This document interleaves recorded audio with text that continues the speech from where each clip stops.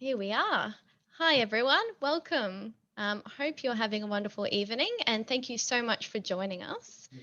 So, I'm just going to start by doing a little bit of an introduction and a welcome for everyone. Welcome, and it's my pleasure to be your avid event host this evening. My name's Bianca. So this evening we're in conversation for Christmas Tales with William McInnes and Beck Mack. And I tell you, we are in for a treat. So please join me from wherever you may be to acknowledge the traditional custodians of the land. From where I call home, Meanjin or Brisbane, I pay respect to the Yagara and Turrbal people and to all elders past, present and emerging. I acknowledge that this land has always been and will always be a place of creativity, community, and storytelling. First, if you haven't attended an online event with Avid Reader before, there is a chat function that you can use to communicate with your host, myself, when we call for audience questions. This is where you can type them in so I can read them out aloud. And please do feel free to send through your questions at any time, and we welcome comments. One important note I'll pass on shortly in the chat is the link to where you can purchase your copy of Christmas Tales. And for the next 24 hours, you can use the code EVENT, EVENT, and receive 10% off any books you order online with Avid Reader. So for the duration of the conversation this evening, everyone is placed on mute just to minimize any disruptions. And at the end of the event, we'll allow everyone to come in and round of applause, make lots of noise at the end. So without further ado, let me set the scene. Now, it's holiday season where shopping centres become a sea of dazed shoppers bearing checklists as long as your arm. Lunch is a never-ending buffet of prawns and ham, and your electricity bill is doubly struck by having to run the fan all day and keep those decorative lights blinking through the night. It's a familiar scene, and I would like to introduce our guest author for this evening, William McInnes, who is the best-selling author of Fatherhood, Worst Things Happen at Sea, and A Man's Got to But Have that a is my Hobby. hobby. You're reading at the back of the book. William tackles the silly season in the only way he can, telling stories brimming with good humour and nostalgia to remind us what Christmas is all about, family. Now, William is one of Australia's most popular writers. He is also an award-winning actor, best known for his leading roles in Blue Heelers and Sea Change, and more recently the TV dramas Deepwater and Rake. And in conversation with William tonight is Beck Mack. And Beck is joining us from Brisbane. So, unifying communities through creative conversations and experiences. Beck Mack is an artist, creative producer, presenter, and arts journalist whose work includes digital content creation, radio presenting, producing, and curating live art events, social media marketing, management, and painting.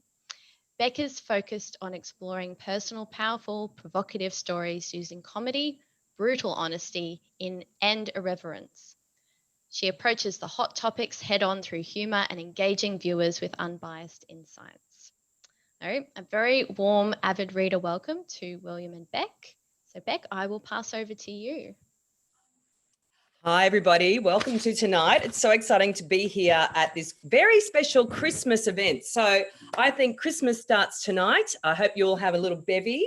I've got my Christmas tree. I actually have a nativity set lit up in the background there, if you can see it, because I figured it's been a long, hard year and Christmas should start right now and what a way to start with this fantastic book. It's the perfect way to kickstart our end of the year celebrations. And I'd like to have a big warm welcome to William. Hi, William. How are you? Hi, Beck. Hello, everybody. How are we all? Good, I hope.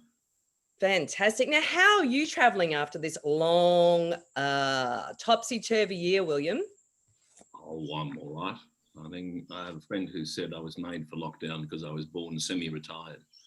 I'm a pretty lazy sort of hunts. So, no, I got through it all right. It wasn't much fun, but we're all standing on the other side. That's the main thing. And the borders are open and everyone can travel around our great country. That's good. It's a good thing. It is a good thing. Now, look, I loved your book. I'm running for Parliament. Oh, like, is that that sounded like such a politician's answer. This great country of ours. Are you running for Parliament? Yeah. Right. I'm the Liberal Party candidate for... my father would be rolling in his grave. Of course I'm not. I was going to say your dad would fall over if he heard that. Well, he always said to me, he said, "You'll be the bastard who votes Tory." And I said, "Oh, Dale, I won't. No, I don't. I'm not, Dad, I won't." He said, "Yes, you will. There's something about you. You're a smug bugger, Will." And I went, "Oh, whatever, Dad." And after he died, it was one Christmas, I was back at home. And then one of my sisters said, "Did you ever vote Liberal, William? Because Dad was always sure you'd be the Liberal." And I said, "No, of course, I've always voted Labor." I mean, but I said I was quite honest. There were sometimes I just didn't want to vote Labor, but I thought, oh, well, familial duty. The old man was a good old right-wing Labor stalwart.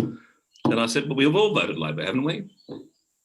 And every single one of them wouldn't look me in the eye. And I thought, "Oh, you bastards. You bastards." Your dad picked the wrong one for the Lib. I think, no, I mean, I am a little bit of a punce, but lovely family to grow up in. But I'm not standing for Parliament, no. I think you'd make a fantastic politician, but you've also written a really brilliant book. I've absolutely loved this novel, and I've found it to be such a great antidote for this year that sort of brought so many stark realities forward, yet at the same time, the generosity of humanity has sort of been what's softened what we've had to go through collectively. And I guess in a way, Christmas is a bit like that. What inspired you to write this book? Well, I signed a contract. And once you do that, you're honour bound to produce something. There's a book there. But it was an interesting book to write, actually. When I did the audio book, I found it very, not confronting, but just a little bit overwhelming, some of it. I mean, I blubbed a bit, which is just terrible, really. Just writing about my brother-in-law and remembering my parents and people that have passed. But it's an interesting thing because Christmas can be quite emotional, It's always, it's always one of those things where everybody has a Christmas where someone has got to be up their arse the size of a Tarago and they've just got it in for you. They're just impossible to deal with. I'm not quite sure how that happens, but it's like there's always somebody who's behaving like Michael Corleone from The Godfather, they're sort of staring at you with this seething hatred. "You broke my heart, Fredo. Never go against the family." And I'm sorry, mate, it's about you. You can take it back. I don't know what it is about Christmas, but it's a multifaceted sort of idea, really, because on one hand, you've got your sort of rampant commercialism and shopping. You think, why do I have to buy so much for people who've got so much? And the blip service to being a better person and, gluttony, food comas, greed, that crazy reward system. If you've been a good boy or girl, Santa's going to give you a present. I mean, that's mental, isn't it, really? But on the flip side of that, there is, I think, a heightened idea of being a human being at this time of the year. And I believe that whatever your faith system is, you don't have to be a cynic about things. There's a great redemptive spirit of generosity to Christmas. And for a couple of weeks of the year, we behave, I think, a little better than we usually do. And that's something to be celebrated. It's a bit perplexing. I mean, that's when somebody does something that they shouldn't. It's called a random act of kindness, which to me is rubbish. It's just being a good citizen, and people explain generosity and good citizenship with that awful phrase, a random act of kindness. I don't really believe it exists, but I think, there's a couple of weeks of the year we behave as we probably should all the way through. But then it wouldn't be Christmas if we always behaved like it. It'd be nice to think we could, though. But it's a fun thing to write about because everyone has a Christmas story. Everyone has a Christmas photo. There's always an album. There's a milestone. That's how you rate your life, really. The year you've lived, Christmas. You're going off to Condobeca over to Australia over there with your family and your mates, and you'll probably sit down and you think, "Oh, what a year! What's gone on in your life? What's gone on in my life?" And that's why it can be a confusing time, I think, because people, sometimes you may have not be as successful as you thought you might. Sometimes you may be a little bit unhappier than you might. And I think Christmas is one of those sort of times that it can exacerbate those feelings. which is why it's a tricky period. But it's also a very funny, lovely, funny period too, which I adore. Yeah. Yeah. And I was thinking, well, you've really got me thinking about Christmas since I've been reading the book, and this is my Christmas tree. And I love putting each of these little baubles is a fragment from my family's history. So I think Christmas, you're kind of rebuilding the past in a way by reflecting on what's just been and thinking a little bit about the future. So there is a lot of emotion in that, and also a lot of nostalgia and a lot of touchstones in your life. Yeah, absolutely. We used to name our Christmas trees, and I've kept that practice all the way up until today. There was one Christmas tree we called Dino because it was never straight, it always looked drunk, like Dean Martin, so we called it Dino. There was one that was just willowy tree that my mother called Diana, which was quite lovely, she said, but there's not much substance to it. It was after Princess There was Golan. My father picked that. We had a big pine tree in the front yard, and we'd chop a limb off, and that would be our tree. Golan was the funniest tree because it was the worst behaved. It was just an insane. But the only person who stood up for it was my father. He called it Golan because I had all these my little plastic soldiers. Mum had wrapped bits of cloth satin around them to turn them into the wise men and hang them off the trees. Yeah. So there was one sort of guy in an act of supplication, and he was actually a plastic soldier, a radio operator calling in an airstrike. So my father said, "These shepherds have got guns. This is bloody Golan Heights."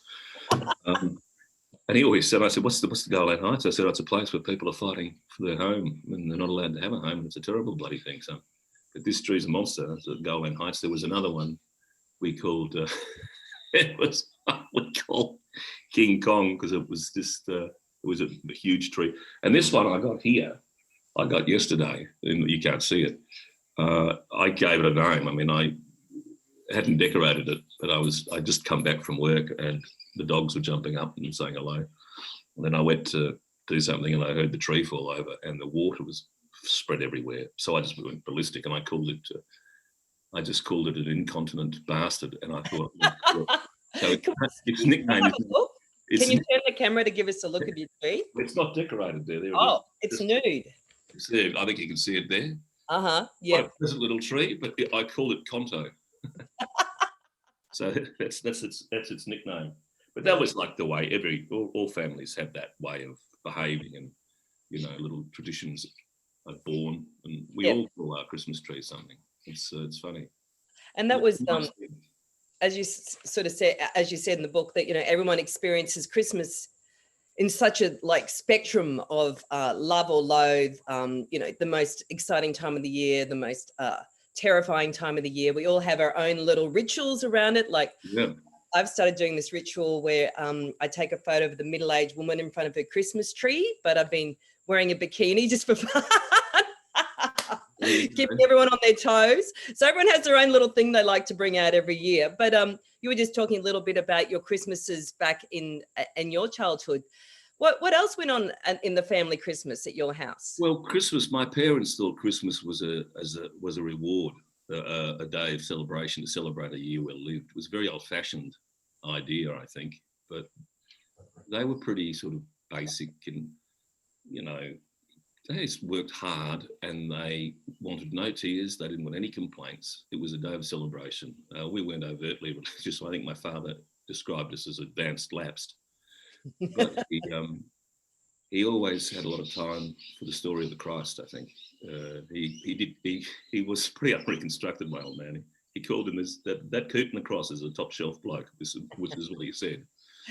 But his idea was Christmas was a reward for a year well lived, of good citizenship, of putting yourself out. I mean, his idea and my mum's idea was to have a real crack at life and get on and do well, get ahead, but make sure you cut people a little bit of slack so they could do the same. And he said this great thing. He said, well, you've got to turn around occasionally and make sure no one's left too far behind. Now, that is a very old-fashioned way of looking at the world, I think. But I still think to me, that's the best of Australia. And I think it's still there where Australians can be found, that idea of generosity and care. And you get the sense of your parents really were good friends. They were good mates. Like they really kind of got each other and got each other's sense of They did. humour. They were very funny. I mean, my mother was adored being frustrated by my father, and my father adored my mother yelling at him. They were very loud people. And one of my sisters said, "Why do we yell so much in this family?" My mother said, "Well, he's Irish, I'm Welsh. So if you don't like drinking, fighting and singing, you can try your luck with the Presbyterians down by the bus stop. See how long you last." They're poor. I didn't even know the people that lived in this little Champford house, but they just said it was the Presbyterians by the bus stop, and that you really didn't want to end up with in a marriage. Well, I don't know, but we used to put out those bickies and carrots and milk and stuff for Santa when he'd come for a stopover. And my mother said, "Well, I think Santa might like something a little bit stronger tonight. It's a rainy night." So there was a bottle of whiskey left out. And one of my sisters said, Will Santa be drinking a lot tonight if there's so many people putting... My father said, "Oh, well, he'll have a nip here, but he won't get much at the Prezos. He'll be lucky to get a stale bit of bread and a cold water there." "God," my mother would say, "Oh, Chris, for Christ's sake, I'm just talking." That was his expression, "I'm just talking." Right. The more you get older, the more... I mean, I was yelling the other day and I thought, my God, I sound like my father. But he had this great, wonderful way of screaming at someone and then defending his behaviour. "I'm just talking. I'm just talking. I'm just doing." And he had so many great names for you, didn't he? He seemed to have like... Oh, I know. I've always... name. Well, yeah, ass part banjo player, Goomf, cabbage head, drill bit. It was a house that really loved language and loved fun, I think. It wasn't always perfect, but I can't really, and when Christmas is that sort of a time when you've had people leave your life, when you've had people die, and it's the type of day that you feel their loss very acutely, because it is that heightened idea of being a human being. And whatever your faith system, when they're dead, they're dead. It's a terrible, terrible, terrible rent you feel in your heart and your soul. Yeah. But with that pain is also the reminder of the gift you were given to be with them. I mean, I could not have asked. I mean, I am astounded, quite frankly, that I had the good fortune to be brought up by people like that. They were mighty people in that every way, ordinary day. And, people like my brother-in-law, who was one of the most gentlest, sweetest men I have ever met. I loved him like my brother, Yeah. So these people are not here. You carry them with you, and you remember them. And that's what Christmas is all about. It's not all beer and Skittles. It's a message. It's a reminder that we're all, as my father would say, we're all just passing through. It's just it's another notch on the belt in a way. But it's very emotional. I always remember, the wonderful things that happened on a Christmas when I was a kid. Like the phone would go in the morning, and it would be a beeping call, which would mean it was an OTC call, an overseas call, a long distance call. Yeah. And I used to dread these things because you'd have to say something to these people. And I didn't know who these people were. I knew they sounded vaguely like my mum and my dad, but they didn't sound like them really. It was all these mad Irish and Welsh and, because that's the William there. That's the youngest. That's the youngest there. I'm not going to pick with that, right? That's right. What's hard to do? That's it. And I'm thinking, what are they saying? And it sounded like something from Doctor Who or Star Trek, And then my mother's sister, Agnes, who was over in Wales. "Hello, Donald William. Hello, Donald William. Is that you? Is that you?" And I, you'd get shoved in line to say something. Yeah. And I'd get the yips, I'd go, and I remember my aunt, "Oh, Donald William, don't be like that. Don't be like that. You'll be just like the postman's boy, Derek. He ended up in jail. They locked him up." And then you get pushed aside and you think, "Who's Derek? Why did he get locked up?" And my mother goes, "Oh, don't pay any attention to him. He's just an idiot." And then she starts speaking in Welsh, like the language, like And you would have been heavy breathing again. Well, it was such a shock. And it was also an indication too, you know, of another part of my life, of my parents' life I didn't get. It's a funny thing, you know, like I know they didn't sound like Australians, but my father had a sort of cross accent and my mum the same. But they had another childhood. They didn't grow up in Redcliffe. They didn't grow up walking along Sutton's Beach or going out in the spit to flounder. You know, they grew up in Ireland and Liverpool and Wales. It was a bizarre thing. But I was asked to do that show, Where Do You Come From? And I thought about it and I thought, no, I know where I come from. Yes. I come from Redcliffe. And one Christmas, maybe that's why that Christmas when your parents bought you the pool, your dad got the pool, like, you know, that was sort of that thing of coming from another country and like having the pool in the backyard was something that, you know, every good Aussie household needed. But there's a great story that comes with that. Can you share that story? Well, I thought it was going to be a proper pool. This is what I said. He said, what do you mean it's a bloody proper pool? And I thought it was an in-ground pool, should be. The pool was a Clark's pool. And he sort of looked at me and he said, no, son, this is Christmas. There's no whinging on Christmas. Okay, Dad. I said, you don't like toads, do you? And I said, no, I hate toads. I can't stand toads. He said, well, there's a built-in toad barrier. They've thought about this. This is the pool for subtropical Queensland. What parent talks to their kid like that? This is the pool for subtropical Queensland. It's like he's trying to sell me one. And he said, you know, look, you know, you can't trust those in-ground pools. They're concrete. I said, but why then what the Olympics have them? And he said, why do you think they swim so fast, son? I said, I don't know, because they're frightened of the cracks, because concrete cracks, they're not poured properly. And I thought, oh, his dad, he's telling me the truth. So, and he said, this is a great bloody thing to sort of breaststroke in. You can't get the toads in there, so just jump in there. So it was a wonderful pool, and I loved it dearly. But then the next year was when Shane Gould won all those Olympic gold medals at Munich. We had this teacher. He was the teacher, I remember, who told us when we were all watching Mao Zedong and Richard Nixon meet that year, that we should all pray. She got us standing up praying that these two men won't blow up the world. What? Anyway, but she said, what did we all think of our Shane Gould? And we all know that Shane Gould swam here on the peninsula at the De La Salle pool. We all knew that. Of course we all knew that. And then she said, what did you think of it? And I put my hand up and I said, I know why she swam so fast. And she said, why? And I said, because she was frightened of the cracks. And she told me to sit down, got really angry and sent me to the office for lewd talk. And I didn't know what lewd talk was. Love it. Lewd talk. And then this awful bloody principal who was a Mason, I think. Anyway, he was a ghastly guy. He hated me. I don't know. Anyway, and he said, I've written a note and I've sent it already. I've got the groundsman to drop it off and it's gone. And your parents will read it. That's terrifying. Oh God, and I walked home, I thought, well, lewd talk. And I didn't even take my port off and I just walked inside the house around the back and my old man came out of the shed and he said, you, here. And he said, you've been talking blue. And I thought, oh my God, this is even more serious. Because I knew what blue was.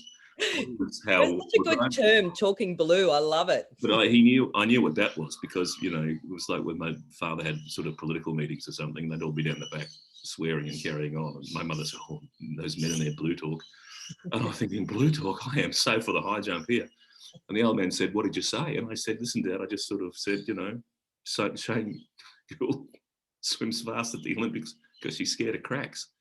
And he looked at me and he laughed like a drone. And when he laughed, he just, you know, he opened up a hole in the sky and he sort of said, Christ, Lord, you don't think this is a proper pool? And he just splashed the water at me and said, this is the pool this is the gift that keeps on giving.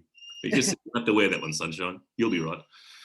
But he was, it's funny, you know, like when my son, he came down to live with me during lockdown because he left his unit. When he laughs just like my father. And it's sort of staggering in a way how that, you know, that continuity of life, yeah. Anyway, and it's just like every time I hear him laugh, yeah, God, I just wish my dad would have lived long enough to hear my son laugh like him. But, yeah, that's the sort of thing that Christmas can bring up.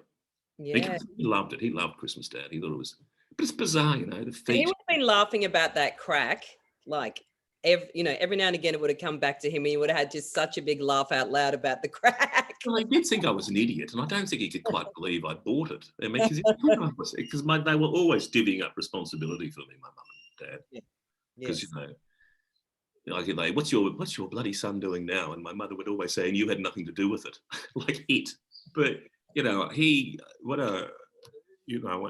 stood unsuccessfully a number of times for the Labor Party, and the closest he ever got, he got done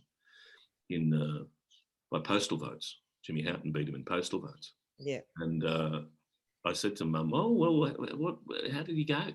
How did he take that?" She said it was so awful because he was wondering whether he'd be good enough to sit in Parliament, and then he thought he was really slightly worried about winning, and then he thought, "No, I'm up to this. I can do this." And then when he got beaten, she said he was so disappointed, and I was so sorry for him because he was a lovely man. And I said, "What happened?" And she said, "Oh well, 9 months or so later, you came on the scene, and one of my sisters called me Postal as a nickname. That was another name, Postal, I love that. which is pretty funny, I must admit, Postal. But I love your mum too, just helping out your dad like that. well, In his moment of need. well, they were mighty people. They were, they're not the sort of people that'll get a statue in a park or but they were fine, wonderful, hardworking people of real faith and decency. I love them. The older I get, the more I admire them in a way. And I mean, they were as mad as cut snakes, both of them. I mean, but they were just funny people. And it was a gift to be given. When we left home, we all got given this cartoon. That Stan Cross's famous cartoon of the two construction workers, dangling off from an iron girder, and one guy's hanging on with his fingertips, and the other fella's just sort of grappling at his trousers, and his trousers are coming down, and they're both howling with laughter, and it says, "For God's sake, stop laughing. This is serious." And my parents said, "Now that just remember, whatever happens, that's how you take life, that's what this country's all about." Yeah. And I just thought, man, God bless them. It was so, so true. And it's okay, you can't see it, it's my den downstairs, but it's still there. And I think there's so much of that humility and humanity going through your book, even, and like, I don't know how you remember all the details, but you've got an incredible memory for details. Like, they brought back a lot of my childhood, like, Palmel of Gold, Marge, you're soaking in it, and freckles, the ones that are like the sparkly ones. And then but your memories of Coles, because I was a Woolies chick. will you? Brought back so many memories. But all those characters that you could recall with such detail, that was so quirky, yet you managed to really elicit, I guess, their humanity, which was so that was really warming. Like, can you tell us a little bit about some of your favorite people? Like Eric, he was one of my favorites, and Harry High Pants, Up High Pants. I did love writing that because you can't make. Someone asked me, "Do you make these people?" And you add mayo to a story, but you can't make stuff up because people won't buy it or smell it a mile off. Yes. It's just that these people were funny. I mean, maybe it was Redcliffe. Redcliffe was a funny place. It had. I mean, there were more bad Chekhov plays and Russian tragedies going down Camino's arcade on a Saturday morning than you'd poke a stick at. But they were just funny people, and then I loved that Coles because it's now a restaurant, right? But it's still got Coles. Coles New World. It's now a restaurant, Pilpels. It's a beautiful restaurant, but it's still got the ceramic tiles. Speckled, broken bits of tiles, and they had this. They had a ramp that went up to the variety department upstairs.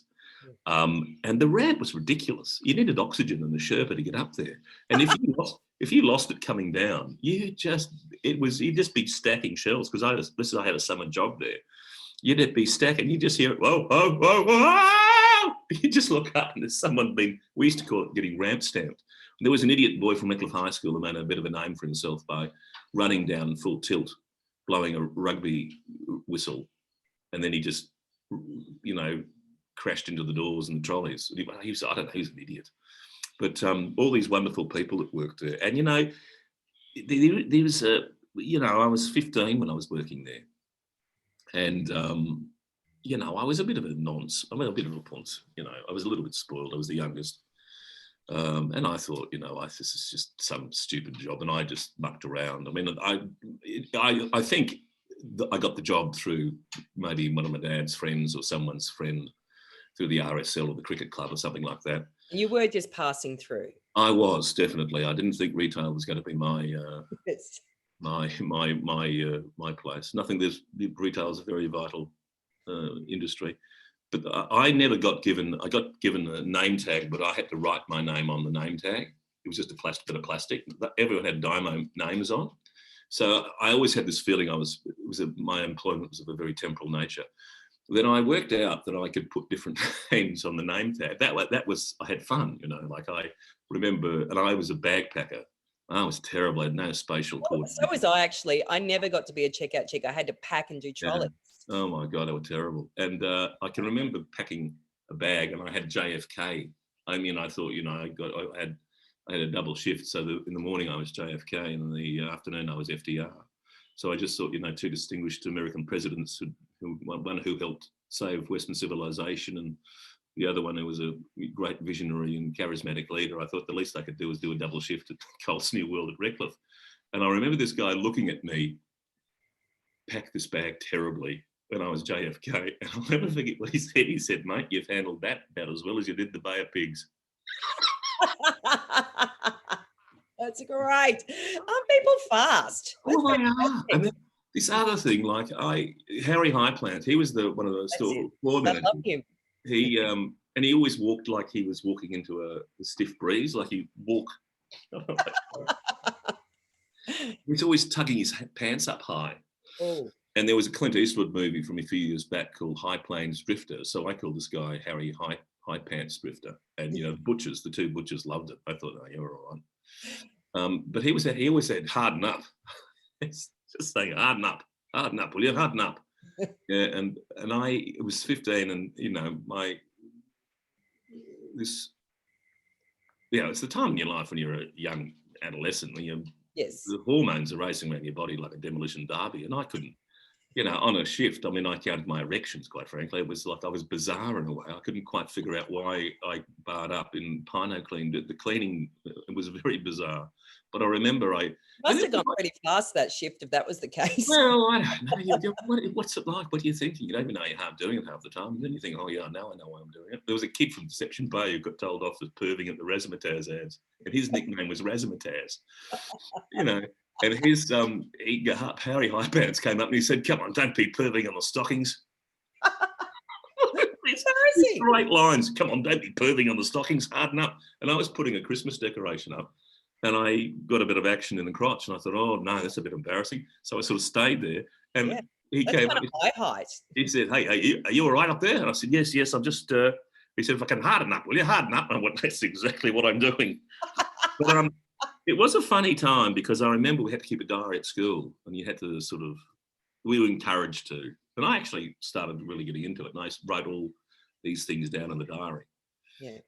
But I can remember that was the year when you had to choose 5 occupations for yourself. And I started off being serious. I said solicitor, journalist, and then I ran like you know, international number 8, naked woodchop champion, and sea monkey wrangler. You know, and then, you know, I got a week suspension for that and some detention for that. But I always remember it was the year I read Anne Frank's diary, and I always thought that beautiful passage near the end where she's looking up and she sees the sky and that awful, just the hope and the decency. And I remember, besides being all such a smart ass, I remember writing that out in my diary and just saying, and it's sort of silly, but I wrote, I wish I could have told her what a star she was. She is top shelf. That's some human being. And I always remembered that, look to the sky. Yeah. And when I got collected the trolleys, I just like sometimes to look to the sky. And then Harry Highpants, I said, come and harden up. What are you looking at the sky for? Hurry up. And there was another lady who always I thought I always seemed to get her. Yeah. She always used to complain about my bag packing. And then years later, you know, I saw her when I was at uni, and she said, "Hello, you." I said, "Hello." And she said, "I do miss you, you know, you and your silly names, you're such fun." And I always thought she was a bit of a cow. Yeah. She was just there having fun with me, and I didn't get that. Yeah, And because she you're said, an older woman, you didn't get her, and she was just paying out on you. yeah. And then she said, I always remember how you always said to, you know, I'm going to look at the sky. You've got to remember to look to the sky. She said, I thought that was beautiful. And you've turned out all right. And I thought, oh, God. So all these people I thought were not idiots, were just people getting on. And there was an old actor. I had to change this because I didn't know whether he was still alive. I mean, you probably remember the Curtin Wonderland ad. I had to change that. You know, good, what's a lovely bargain. He was doing Santa. And he came down the ramp, he got ramp stamped. And that was the funniest thing because he had this beautiful voice. Oh, fuck me, Dad. And he just bow, bow, bow, bow, bow, bow. And there was a tough boy, I remember, who all he wanted to do was just come. He didn't want to do the trolleys anymore. He wanted to come in and sort of, you know, be a packer, you know, stack the shelves. And he went in, and Santa, everyone thought of Santa. Santa got ramp stamped. And he was in a heat, this poor sod. And he got up, and I couldn't stop laughing. And the tough boy said, I know mouth to mouth. Harry was going, don't touch Santa, don't touch Santa. Santa, are you okay? Are you okay? I thought, if it's hard enough, I'll just lose my poo here. And he got up, and he looked at me, and he said, oh, I'd laugh too, young fella. And then he got up, and he went, oh, oh, oh, oh. And I remember the tough just said, he's a real actor, you know, and it was so good on him. And it was his great moment. And seriously, I went there, I was having a dinner with a mate, and I remembered all this stuff, all of it, that one Christmas job, you know, when you're in the first job, you work over Christmas. Yeah. And how much I got wrong, and what a smart ass I was. And now the sort of people are just sort of, most of the time, they're just looking out for me. I mean, Mrs. Gustafson was she was a beautiful woman, Mrs. Gustafson. She worked in the delicatessen. There was this idiot kid who wanted to be a magician. He wanted to be an actor. He was my favourite, Eric. Eric, yeah. Because he said he just want to make others happy with his magic trick. I thought he was an absolute tit with you, but he actually, there was this really sad woman. He was the only guy who could make her laugh by doing this crappy magic trick with a coin. And he was a flog, basically. But I mean, look, I don't know what happened to him. It's such a weird, it was a funny old time. And that's what that book, I mean, when you write this, you think, oh, I'm going to write a book, I'm going to fulfill a contract. You can't help when you start writing it to relive and remember these people. And you sort of think, as you pass through life, and I wonder if I've actually given as much in passing to these people as they gave to me. Because it was such a wonderful thing to remember. And and some people are quite mad. Well, I worked with a guy. I was going out with a ballet dancer, and she was an elf when I was at drama school in Perth. And she couldn't make it because she was a beautiful dancer. She went off to the State Ballet for special classes. So she said, you can go be the stand-in elf. So I said, sure. And I got there, and this woman just burst out laughing because Claudia was tiny, and I'm quite I'm a Spanish galleon of a man now, but I was pretty big. You know, I was a big sort of guy. I was a big football player. And the only part of the elf costume that fitted me were the ears and the hat. I was walking in a wine shirt, King G walk-shocks and thongs. And the guy who was Santa he was mad. That is a quintessential Aussie elf. Seriously. I mean, you couldn't have nailed that outfit better if you tried. Well, this guy who was Santa thought I was a copper. I was an undercover copper because he, quite frankly, he said he was an activist. And he didn't trust me for about half the shift. And there was this other lovely little Dutch woman who was an exchange student, and she called me Big Elf, and she would run her words together and then space them. And she said, oh, Dutch, don't worry, Big Elf, don't worry. Langton is a good man, but his politics is redder than his suit. And he did things like on a shift, he would sing the International, you know, keep the red flag flying to, you know. People thought he was singing a Christmas. Oh, yeah, because he had this... Have a Marxist Christmas, everybody. Woohoo! Well, he was sitting there singing, have yourself a Marxist little Christmas, redistribute growth and capital. And people thought he was singing, have yourself a merry little Christmas from Meet Me in St. Louis. And then he went on this, he was a crazy guy. He was weird.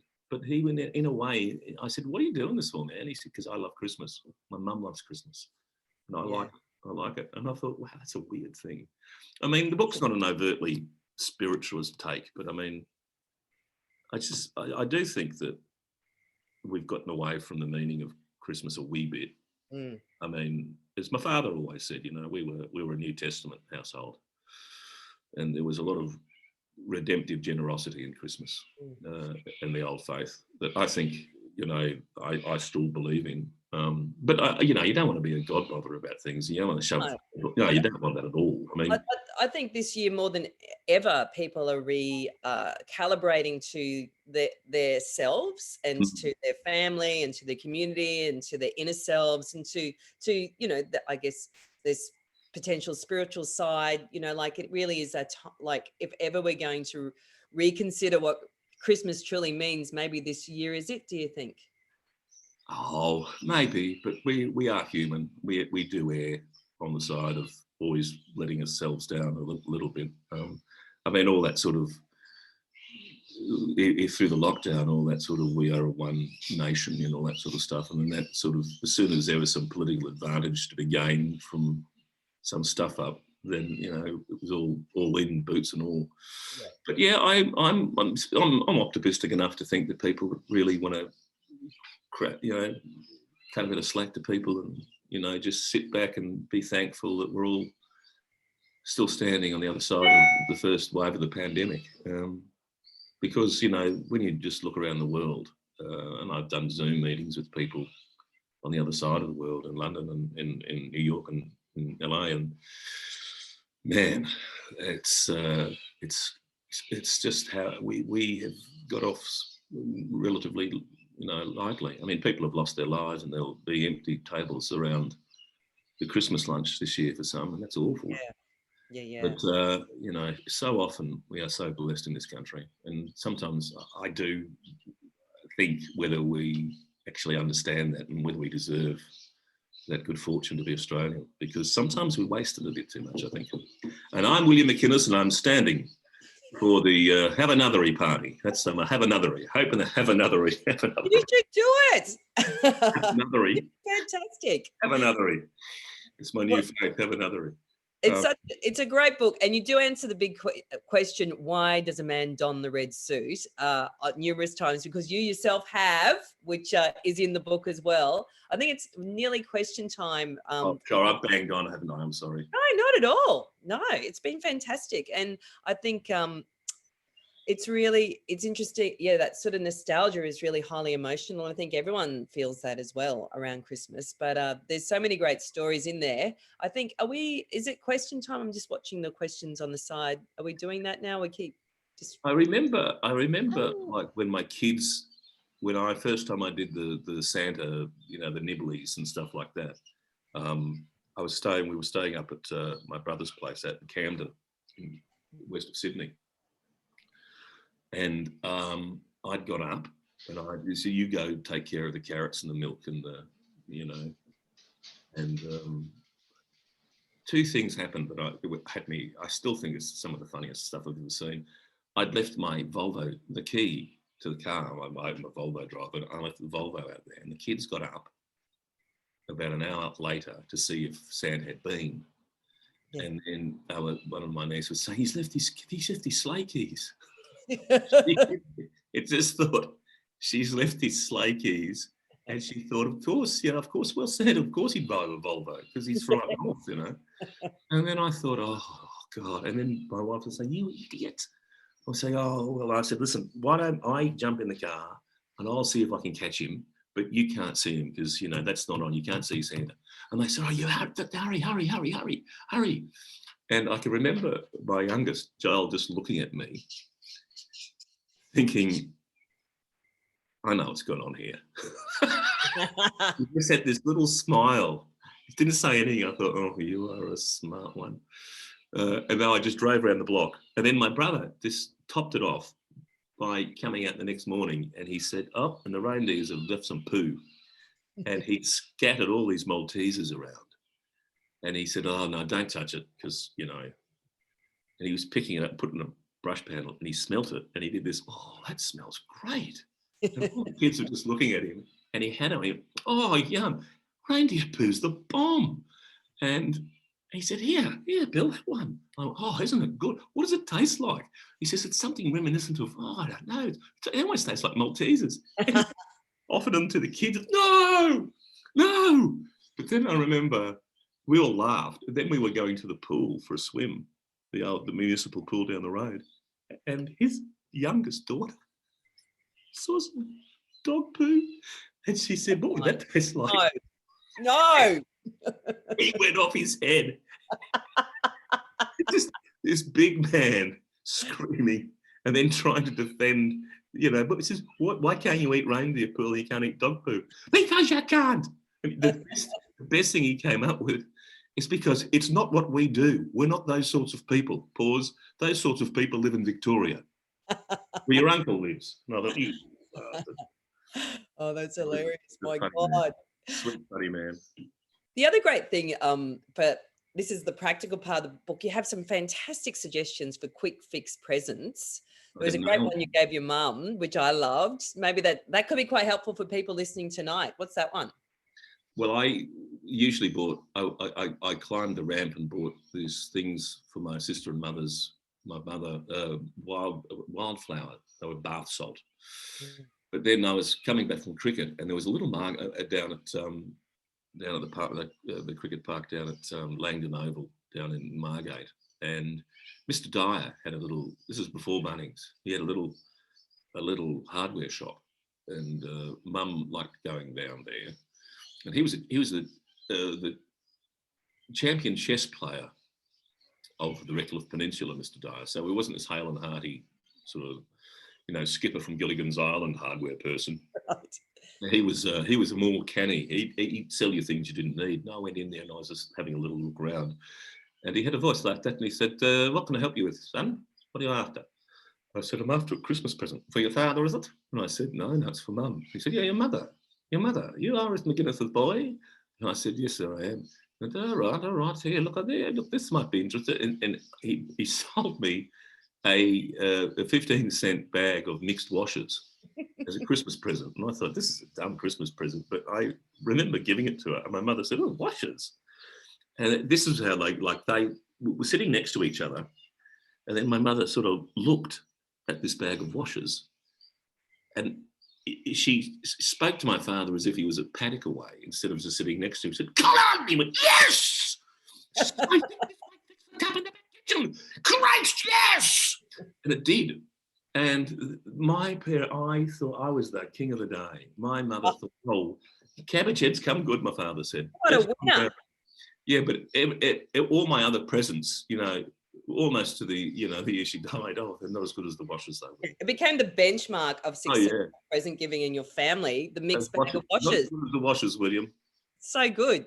Yeah. The other thing that people do, you got your quick fix, and then you've got the regular present you buy, the same person, the same thing every year. There's a special gift that you gave your dad every year. What was that? Well, it was bay rum. It was an old sort of barber aftershave. And you'd go down and you'd get a shave. My dad, I still do it actually occasionally, go and get a shave. Yeah. And then they splash the bay rum on you. It's the old barbers, not the sort of new hipstery ones. And it had a particular smell. And I thought, and when my old man came back around lunchtime after his shave, he'd sort of be mucking around and saying, I've dolled myself up, I'm up for mischief. And that sort of that. I'm thinking, oh my God, you're a funny guy. And I thought, I'll buy him some bay rum. So I can't remember how many I bought him. And he'd always say, mischief in a bottle. And after he died, we found a box out in the shed that all these bottles of bay rum that were unopened. He had no interest in whatsoever. But he was very ill. He had Alzheimer's, and it was not long before he died that Christmas. I think he died the following summer, but he was not well. I thought, bugger it, I'll just give him some bay rum. And I thought, he doesn't really know what it is. And my mum said, what have you got there, Colin? And I'll never forget, he looked at it for a while and, he looked at me, and then he just sort of whispered, mischief, bit of mischief in a bottle. And he winked, and my God, I nearly died.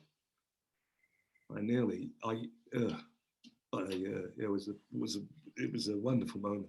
And So sad, but so beautiful, and he was a sort of lovely man. sums up this book on so many levels. Yeah. You know, I came back from uni once, and he had a, I can't believe this.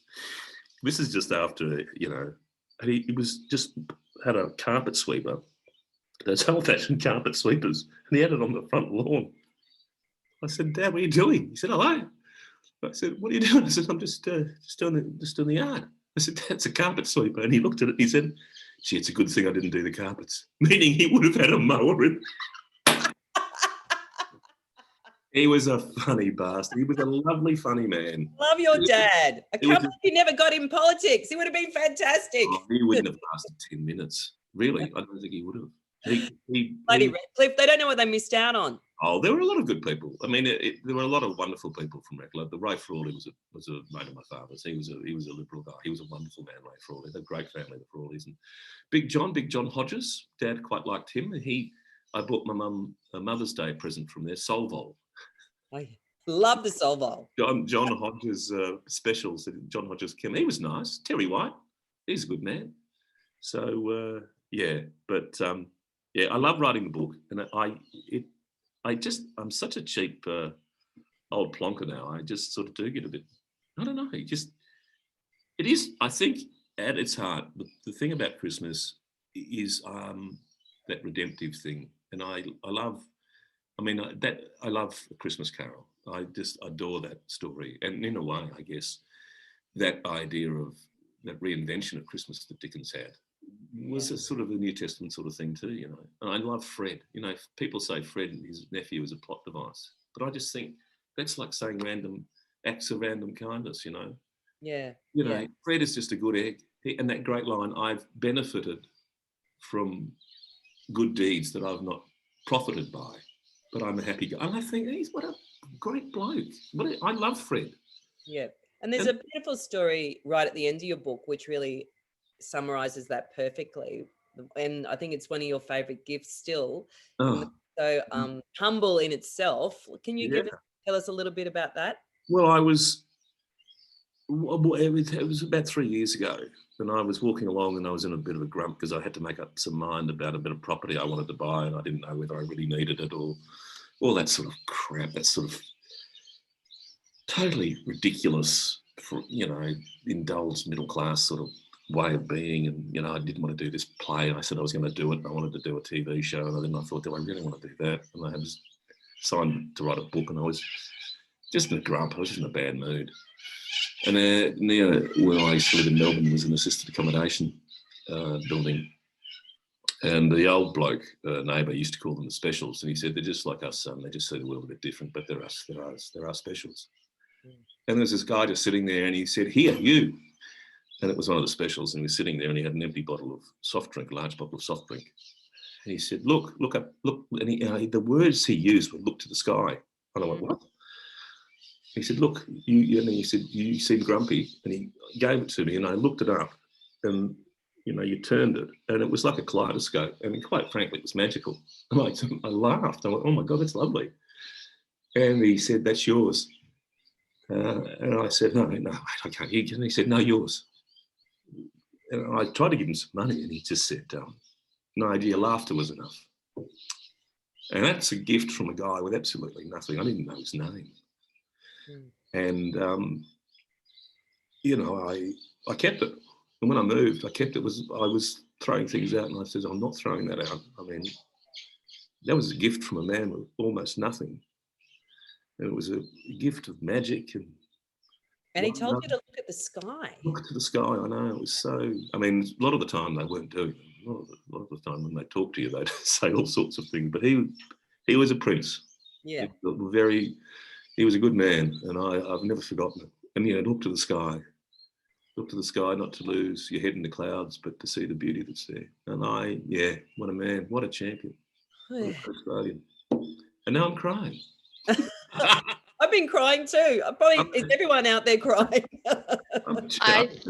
I think I can speak on behalf of everyone at the moment and just saying I have laughed until I've cried and I've cried until I've laughed this evening. Thank you. Thank you so much. Well, Both thank of you. you. Thank you all. And, Zoom's weird, these things. It's like Citizen Kane, isn't it? All these weird angles of Rosebud.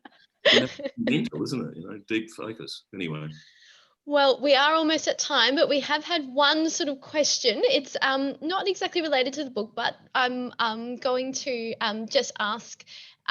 We've got a bit of a Total Control fan of yours, William. Wendy. God, really? Wendy would like to know if you happen to be Johnson.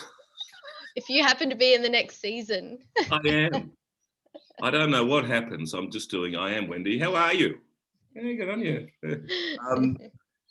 Yeah, I am. That's shooting next year, so I don't know what happens. I have no idea, but I've got to shave this beard off. I'm playing another sort of vaguely villainous man in a suit at the moment, so it's driving me mental, this beard. It's like having, I wake up in the night and it's like having something crawling across my face. I've only had beards 3 times in my life, 4 times. At uni, there was a beard growing contest.